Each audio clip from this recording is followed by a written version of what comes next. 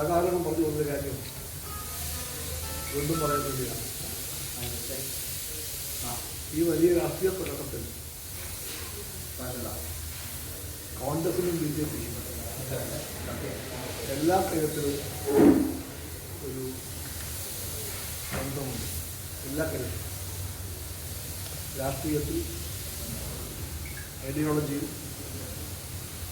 എല്ലാം ഒന്നാണല്ലോ. പ്രവർത്തന ശൈലിയിലും അതൊന്നുപോലെയാണ്. ഇലക്ഷൻ്റെ ഏറ്റവും പ്രധാനപ്പെട്ട ഒന്നാണ് അതിൻ്റെ നോമിനേഷൻ. ആ പ്രക്രിയയിൽ പ്രധാനപ്പെട്ട ഒരു ഡോക്യുമെൻ്റാണ് ഫോം നമ്പർ 26. ആ ഫോം 26-ൻ്റെ കൂടെ ഓരോ സ്ഥാനാർത്ഥിയും ഒരു അഫിഡവിറ്റ് കൊടുക്കാൻ ബാധ്യസ്ഥരാണ്. ആ അഫിഡവിറ്റ് ഒന്നുകിൽ നോട്ടറി അല്ലെങ്കിൽ അഫിഡവിറ്റ് കമ്മീഷണർ സാക്ഷ്യപ്പെടുത്തണം.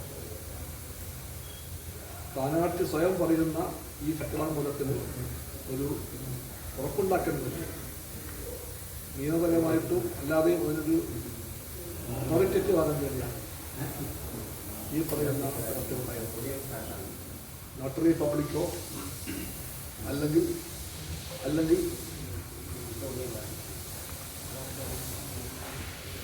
കഴിഞ്ഞോ ശബ്ദം അല്ലെങ്കിൽ അഫിഡവിറ്റ് കമ്മീഷണറോ സാക്ഷ്യപ്പെടുത്തുന്ന ഈ അഫിഡവിറ്റിൻ്റെ പ്രാധാന്യം വളരെ വലുതാണ്. ഇലക്ഷൻ പ്രക്രിയ സുതാര്യമാകാൻ, ഇത് ഫ്രീ ആൻഡ് ഫെയർ ആകാൻ ഇതെല്ലാം കൂടി കൂടിയിട്ടു. നമ്മളിപ്പോൾ അറിയുന്ന കാര്യം, ഈ കാര്യത്തിലും സത്യം പറയില്ല എന്ന വാശിയിൽ ബി ജെ പിക്കും കോൺഗ്രസിനും വലിയ നിലപാടാണ്. പഴയതൊരു ചൊല്ലില്ലേ, എന്നെ തല്ലേണ്ട മാവാം ഞാൻ നന്നാകില്ലായിരുന്നു. അതുപോലെ ബി ജെ പിയും പറയുന്നു, കോൺഗ്രസും പറയുന്നു, ഞങ്ങളൊന്നും ഒരുപാടൊന്നും പറയണ്ട, ഞങ്ങൾ സത്യം പറയില്ല. അത് മത്സരിക്കാൻ വേണ്ടിയുള്ള പത്രിക കൊടുത്തപ്പോഴും ആ ശാഠ്യത്തിൽ നിന്ന് ബി ജെ പി മാറിയില്ല, കോൺഗ്രസും മാറിയില്ല.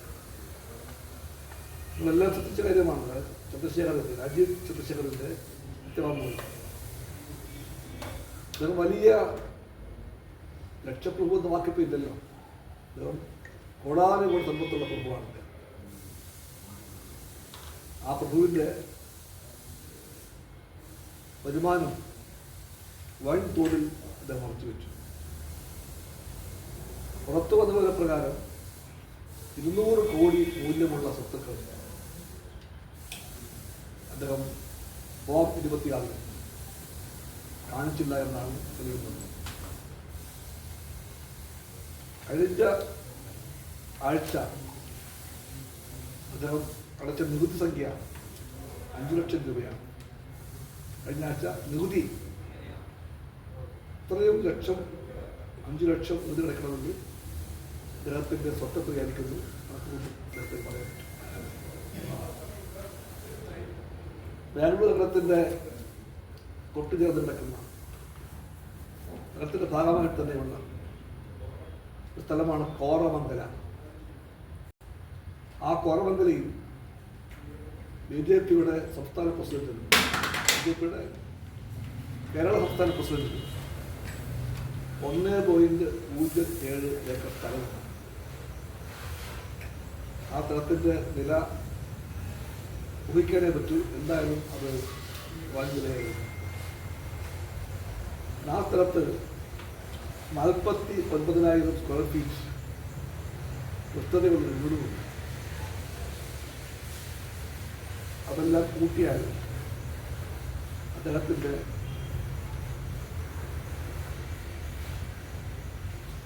സ്വത്ത് എത്രയായിരിക്കുമെന്ന് ആർക്കും ശ്രദ്ധാപൂർവം കണക്കെടുത്ത് മനസ്സിലാക്കും. ലോക്സഭാ ഇലക്ഷൻ്റെ സ്ഥാനാർത്ഥിയായിരുന്നു തിരുവനന്തപുരം. അത് 2 കൊല്ലം ആകുന്നു. അന്ന് കൊടുത്ത ഫോം 26 പ്രകാരമുള്ള സ്വത്ത് വിവരത്തിൽ സത്യവാങ്മൂലത്തിൽ രാജീവ് ചന്ദ്രശേഖർ കാണിച്ച സ്വത്തുക്കൾ പോലും ഇപ്രാവശ്യം കാണിച്ചിട്ടില്ല. BJP പ്രസിഡന്റ് പലതും മൂടി വയ്ക്കാൻ ശ്രമിക്കും. സ്വത്തിൻ്റെ വിവരം മൂടി വയ്ക്കാൻ ശ്രമിക്കുന്ന അതേ വാശിയോടെ അദ്ദേഹം BJP കോൺഗ്രസ് ബന്ധവും മൂടി വയ്ക്കാൻ ശ്രമിക്കും.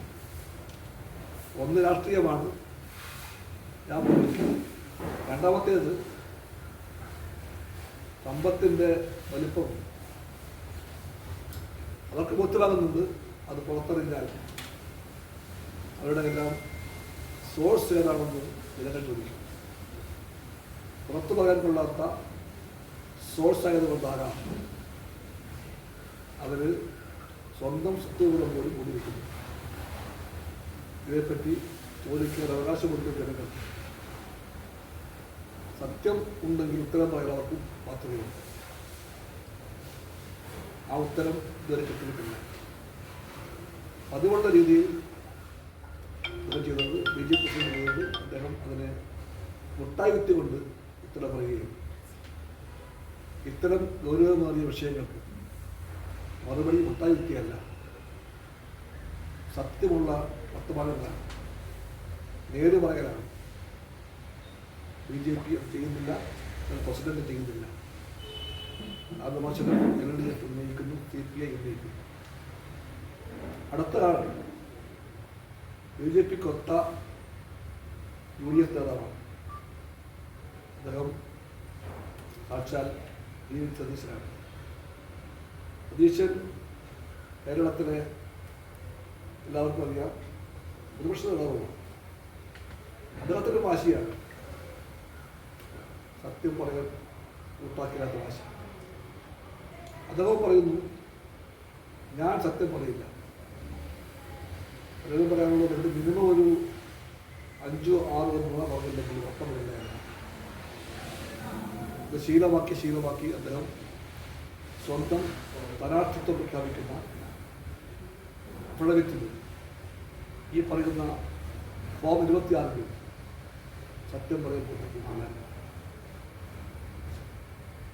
സതീശൻ്റെയും ഭാര്യയുടെയും പേരിലുള്ള സ്വർണ്ണാഭരണങ്ങളുടെ കണക്ക് അവിടെ വെച്ച് കാണുന്നില്ല. എത്രയുണ്ടെങ്കിലും കാണിക്കില്ല. സ്വർണത്തിൻ്റെ അളവ് ചെറുതാകാൻ വലുതാണ്. എത്രയായാലും ശരി, അത് കൃത്യമായി കാണിക്കണം. അദ്ദേഹം MLA ആണ്, അദ്ദേഹം പ്രതിപക്ഷ നേതാവാണ്. ഈ 2 നിലയ്ക്കും അദ്ദേഹത്തിന് വരുമാനമുണ്ട്. ആ വരുമാനം അദ്ദേഹം കൃത്യമായി കാണിച്ചു ചോദ്യം ബാക്കിയാണ് അദ്ദേഹം കാണിച്ചിട്ടില്ല. അദ്ദേഹത്തിൻ്റെ ഔദ്യോഗിക വാഹനത്തിൽ മോട്ടോർ വാഹന വകുപ്പ് 2 തവണ ഫൈൻ അടിച്ചിട്ടുണ്ട്. ആ ഫൈൻ അതിൽ അടച്ചിട്ടുണ്ട്, നിർമ്മിച്ചു വരുത്തിയിട്ടുണ്ട്. അത് കാണുന്നില്ല. അവിടെ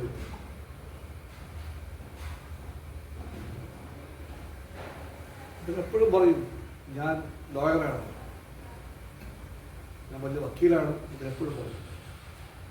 അപ്പോൾ ആ നിലയിൽ അഭിഭാഷകൻ എന്ന രീതിയിൽ അദ്ദേഹത്തിന് കേസുണ്ടോ, ഉണ്ടെങ്കിൽ ഫീസുണ്ടോ, ഉണ്ടെങ്കിൽ ആ വരുമാനം എത്രയാണ്, അതിനെപ്പറ്റിയും സൈലൻ്റാണ് ഈ സത്യവാങ്മൂലം.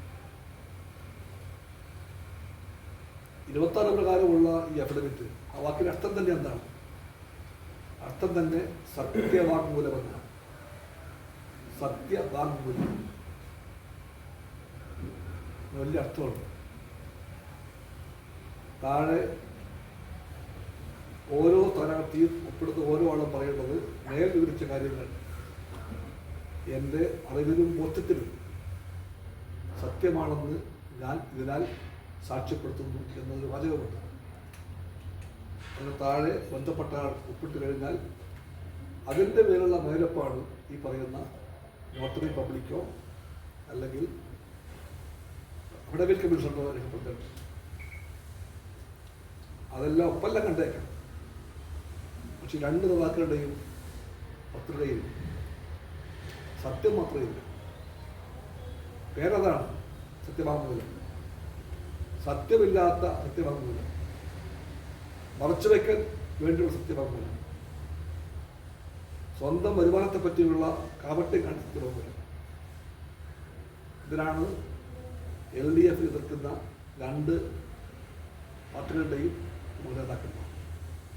അതുകൊണ്ട് LDFും കമ്മ്യൂണിസ്റ്റ് പാർട്ടിയും ആവർത്തിക്കുന്നു. ഇക്കാര്യത്തിലും കോൺഗ്രസും BJPയും ഒന്നാണ്, രണ്ടല്ല. രാഷ്ട്രീയത്തിൽ ഒന്നാണവർ, അവരുടെ ആശയത്തിൽ ഒന്നാണവർ. അന്ധമായ ഇടതുപക്ഷ വിരോധം സ്വന്തം വഴികാട്ടിയാക്കിയതിലും ഒന്നാണവർ. അവർ ഇതിലും ഒന്നായിരിക്കുന്നു. സത്യവാങ്മൂലത്തിലും സത്യം പറയില്ല എന്ന വാശിയിലും BJPയും കോൺഗ്രസും ഒന്നായിരിക്കും. ഇതെല്ലാം ജനം കാണുകയാണ്. ഈ കാപട്യത്തിൻ്റെ മുമ്പിൽ നിൽക്കുന്നവരാണ് നട്ടാൽ കിടക്കാത്ത പച്ചക്കള്ളങ്ങളുമായി രാവിലെയും ഉച്ചയ്ക്കും വൈകുന്നേരവും LDFനെ കരിവരുത്തേക്കാനായി നുണ പറയുവാനും തന്ത്രം പറയുവാനും വേണ്ടിയുള്ള പടപ്പുറപ്പാടിൽ ഏർപ്പെട്ടിരിക്കുന്നത്. അർഹിക്കുന്ന മതഘടനയോടുകൂടി തന്നെ കേരളം അതിനെ തള്ളിക്കളയുമെന്ന് CPIക്ക് വേണ്ടി ഞാൻ വ്യക്തമാക്കട്ടെ. എനിക്കൊന്നുകൂടെ പറയാനുണ്ട്. അത് കോൺഗ്രസിനെ നയിക്കുന്ന കനകോലു ബാധയെപ്പറ്റിയാണ്. ഏറെക്കാലമായിട്ട് നാം കേൾക്കുന്ന പേരാണ് കനകോലു. കേട്ടാൽ തോന്നിപ്പോകും കനകോലുവാണ് AICCയുടെ നേതാവ്. സോണിയാഗാന്ധിയേക്കാൾ, രാഹുൽ ഗാന്ധിയേക്കാൾ, പ്രിയങ്ക ഗാന്ധിയേക്കാൾ വലിയ ഏതോ പ്രതിഭാസമാണ് ഈ കനകോലു വന്ന് ആരും ഓർത്തുപോകും. ഏതാനും മാസം മുമ്പ് ഇലക്ഷനിലേക്കുള്ള ആരംഭം കുറിച്ചുകൊണ്ട് കേരള പ്രദേശ് കോൺഗ്രസ് കമ്മിറ്റി സംഘടിപ്പിച്ചൊരു വലിയ ക്യാമ്പുണ്ട് മുത്താലപ്പേരി വെച്ച്. ആ ക്യാമ്പിൽ മുഖ്യമായ താരം കനകോലുവായിരുന്നു. സോണിയാജിയല്ല, രാഹുൽജിയല്ല, പ്രിയങ്കാജിയുമല്ല. ഈ ജിമാരൊക്കെ പുറകിലായിരുന്നു. ഒന്നാം സ്ഥാനം കനകോലുജിക്കായിരുന്നു. കനകോലുജിയുടെ വാക്കും ചിന്തയും കെട്ടുകൊണ്ടാണ് കോൺഗ്രസ് അതിൻ്റെ എല്ലാ തന്ത്രങ്ങളും പറഞ്ഞത്.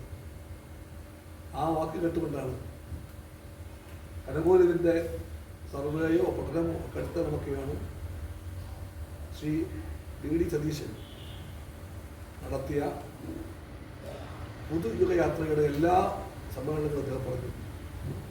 ഈ പുതുയുഗയാത്ര സമാപിക്കുമ്പോൾ തിരുവനന്തപുരത്ത് ഉത്തരക്കണ്ടം എന്നകത്ത് വെച്ച് ഞങ്ങൾ എല്ലാ മണ്ഡലങ്ങളുടെയും സ്ഥാനാർത്ഥികളെ പ്രഖ്യാപിക്കും. ഞങ്ങളെല്ലാം കണ്ടവരാണ്. അത് എല്ലായിടത്തും പറഞ്ഞു. റെഡിയാണെന്ന് ഒരാക്കം കൂട്ടാനായി അദ്ദേഹം വീണ്ടും പറഞ്ഞു. ടീം UDF തയ്യാറാണ്, എല്ലാം റെഡിയാണ്. ജാഥ അവിടെ എത്തുന്നു, സമ്മേളനം ആരംഭിക്കുന്നു, ഞങ്ങൾ ആ പട്ടിക വായിക്കുന്നു. അതോടെ ടീം UDF രംഗത്തിറങ്ങുമെന്ന് പറഞ്ഞു. ടീം UDFിൻ്റെ അവസ്ഥ ഞാൻ പറയുന്നില്ല, നയിക്കുന്ന കോൺഗ്രസിൻ്റെ അവസ്ഥയെ ഞാൻ പറയുന്നില്ല, തമ്മിൽ തല്ലും ബുദ്ധിയുമെല്ലാം ഞാൻ പറയുന്നില്ല. നിങ്ങൾ മിക്കവാറും കണ്ടു കാണും എന്താണ് ടീം UDF എന്ന് ഇവിടെ കുറ്റാടിയിൽ വെച്ച്. കുറ്റാടിയെ നോക്കിയാൽ കാണാം. ആ കുറ്റാടിയെ കണ്ടു നമ്മൾ ടീം UDFിനെ ടീം എന്നാണ്. അന്നാണ് ഒരു പുതിയ വാക്ക് നമ്മളെല്ലാം കേട്ടത്. സ്നേഹത്തള്ളെന്ന വാക്കാണ്. സ്നേഹത്തള്ള്. തള്ളിയത് അദ്ദേഹവും സമ്മതിക്കുന്നുണ്ട്. പക്ഷെ ആ തള്ള് വെറും തള്ളല്ല, സ്നേഹത്തള്ളാണ്. പക്ഷെ ആ തള്ളു കൊണ്ട് പലരും പറയുന്നു തള്ളല്ല, തല്ലാണെന്ന് പറയുന്നു. തള്ളാണോ തല്ലാണോ? വിവാദം മൂത്തപ്പോൾ ഒരു കോൺഗ്രസ് നേതാവ് പറഞ്ഞത് രണ്ടും ഒന്നാണെന്നാണ്. തള്ളും കൊള്ളാം, കല്ലും കൊള്ളാം, രണ്ടും ഒന്നാണെന്ന്. ചോദ്യം വന്നു, അതെങ്ങനെയാണെന്ന്. അദ്ദേഹം പറഞ്ഞു മംഗ്ലീഷില്ലേ, മംഗ്ലീഷ് മലയാളം വാക്കുകൾ ഇംഗ്ലീഷിലെ ആൽഫബറ്റ്സിൽ പറയാൻ പറ്റും. തള്ള് എന്ന വാക്കിൻ്റെ സ്പെല്ലിംഗ് എന്താ ഇംഗ്ലീഷിൽ? തള്ള്, THALLU, തള്ള്. തല്ല് എന്ന വാക്കിൻ്റെ അക്ഷരം എന്താ, സ്പെല്ലിംഗ് എന്താ ഇംഗ്ലീഷിൽ? അതും THALLU. തള്ളും ശരി, തല്ലും ശരി. അതിൽ സ്നേഹമുണ്ടോ ഇല്ലെന്ന് എനിക്കറിയാൻ പാടില്ല. എന്തായാലും തള്ളും തല്ലും ഉണ്ടായാണ്. നിങ്ങളാണ് സാക്ഷികൾ അതിൻ്റെ ഏതൊക്കെ വയറുള്ളത്. അതാണ് ടീം UDF. ആ ടീം UDFിൽ അതുകൊണ്ട് തന്നെയാണ് ജാഥയും കഴിഞ്ഞ് അനവധി പകലും രാത്രിയും കടന്നുപോയി. എന്നിട്ട് പോലും അവസാന നിമിഷം വരെ ടീം UDFിൻ്റെ സ്ഥാനാർത്ഥി പട്ടിക പൂർത്തിയാക്കാൻ പറ്റിയില്ല. തട്ടിക്കൂട്ടി എന്തോ ഒരു കാട്ടിക്കുട്ടിയതാണ്. ആരെ കാരണക്കാരൻ? ഈ കരകോലുമാണ്. പക്ഷേ UDFും കോൺഗ്രസും ഒരു പാഠവും പഠിച്ചില്ല. ഒരു പാഠവും പഠിച്ചില്ല. അത് ഇപ്പം പറയുകയാണ് പുതിയ പ്രഖ്യാപനം. ടീം UDFിന് 100ന് മേൽ സീറ്റ് കിട്ടിയില്ലെങ്കിൽ, ഇത് വെല്ലുവിളിക്ക് പോലെ പറയുക, കിട്ടിയില്ലെങ്കിൽ ഉറപ്പാണ് ഞാൻ രാഷ്ട്രീയം മതിയാക്കി വനവസത്തിന് പോകുമെന്ന് പറഞ്ഞതും ഇതേ നേതാവാണ്. ഇതേ സാക്ഷാൽ ഈ സതീശനാണ് പറഞ്ഞത്. കാരണം എന്താ, അങ്ങനെ കനകോല് പറഞ്ഞു പോയി. കനകോല് പറഞ്ഞു അത്രയും കിട്ടുമെന്ന് ഉറപ്പിച്ചു പറഞ്ഞതാണ്. സ്ഥാനാർത്ഥി പട്ടിക പൂർത്തിയാക്കുമെന്ന് പറഞ്ഞതും ഇതേ കനകോലുമാണ്. ആ വാക്ക് പക്ഷേ വഴി കിടന്നു, യഥാർത്ഥമായില്ല. ആരാണെങ്കിലും ശരി, സാമാന്യ ബോധമുണ്ടെങ്കിൽ ആ പാഠം പഠിക്കും. ഒരു പാഠവും പഠിക്കാതെ നമ്മുടെ ഈ ടീം UDF പറയുകയാണ്, 100ൽ പല സീറ്റ് കിട്ടിയില്ലെങ്കിൽ എഴുതി വെച്ചുകൊള്ളുക, ഞാൻ തീർച്ചയായിട്ടും പറയുന്നു, ഞാൻ രാഷ്ട്രീയം മതിയാക്കിയിട്ട് വനവസത്ത് കൊടുക്കും. അദ്ദേഹം അവിടെയെങ്കിലും സത്യം കാണിക്കുമെങ്കിൽ, സത്യം ചെയ്യുമെങ്കിൽ, സത്യം പ്രാവർത്തികമാക്കുമെങ്കിൽ ഞാൻ പറയുന്നു സാക്ഷാൽ അദ്ദേഹത്തോട്, സതീശനോട്, അത് ഇപ്പോൾ തന്നെ കൂടും കുടുക്കയും കുടുക്കി വയ്ക്കുക, പാണ്ഡം മുക്കി വയ്ക്കുക. മെയ് മാസം 4-ാം തീയതി ഫലം പ്രഖ്യാപിക്കുമ്പോൾ ഭൂരിപക്ഷം LDFിനായിരിക്കും. UDF വീണ്ടും പൊളിഞ്ഞ് പഴയ സാധനം വാക്ക് പാലിക്കുമെങ്കിൽ ആ മാന്യ സുഹൃത്തിന് അപ്പോൾ പോകേണ്ടി വരും ഫലത്തിലേക്ക്. അതുകൊണ്ട് വനവാസത്തിന് വേണ്ടി ഒരുങ്ങുന്ന നേതാവിൻ്റെ അവിടെ വെച്ച് കാണുന്ന ഈ വീഴ്ചകളൊന്നും അതിശയമല്ല. ഇതെല്ലാം രാഷ്ട്രീയത്തിന് ഭാഗമാണ്. ആ രാഷ്ട്രീയമാണ് BJPയെയും ബാധിച്ചിരിക്കുന്നത്. BJPക്കും കോൺഗ്രസിനും ഒരുപോലെ ബാധകമായ ഈ രാഷ്ട്രീയത്തെ ജനങ്ങൾ വെറുക്കുന്നുണ്ട്. അത് കേരളത്തിൻ്റെ ഉന്നതമായ രാഷ്ട്രീയ മൂല്യങ്ങൾക്ക് നിരക്കുന്ന ഒന്നല്ല. അതുകൊണ്ട് തന്നെ അത് പരാജയപ്പെടും എന്ന് പറയാൻ ആഗ്രഹിക്കുന്നു. ഇതിനുവേണ്ടിയാണ്